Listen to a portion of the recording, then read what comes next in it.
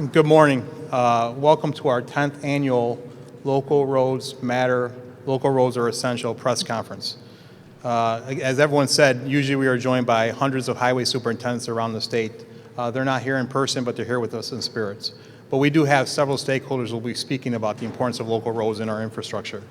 I certainly want to thank Leader Ort and Leader Barkley for being here today with all of our Senate and Assembly colleagues in support of this effort. And certainly want to send a big shout out to all our highway superintendents around the state for the great work you do every day for us. So we're again here to renew our effort to strengthen our commitment to partnering with our local municipalities and investing in our local roads, bridges, and culverts. The fact of the matter is 87% of the roads in New York State are owned and maintained by our local municipalities. 52% of the bridges are owned and maintained by our municipalities. And 48% of the miles driven are driven on our local roads. The ask that we sent in a letter to the governor and legislative leaders is warranted, justified, and attainable. Our specific ask for this budget is to increase the CHIP space aid by $250 million. Increase the Extreme Winter Recovery Fund by $50 million to $150 million. Also, the governor had put forth a new pothole program.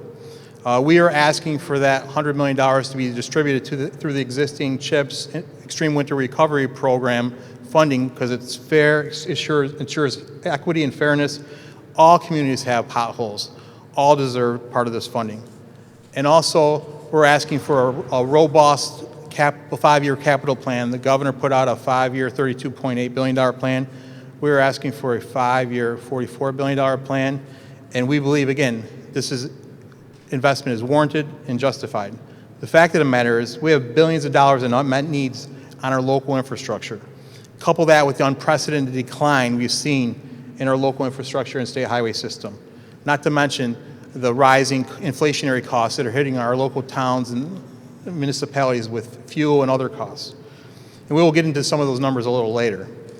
We have a historic opportunity this year to make this incredible investment to improve our local infrastructure and address these billions of dollars in unmet needs and deteriorating conditions, to make our roads and bridges safer for those who travel and for economic development. We have a five-year, this is attainable, we have a five-year projected budget surplus of $24 billion, $11 billion when you combine this year and next year's budget, right, these 2 years.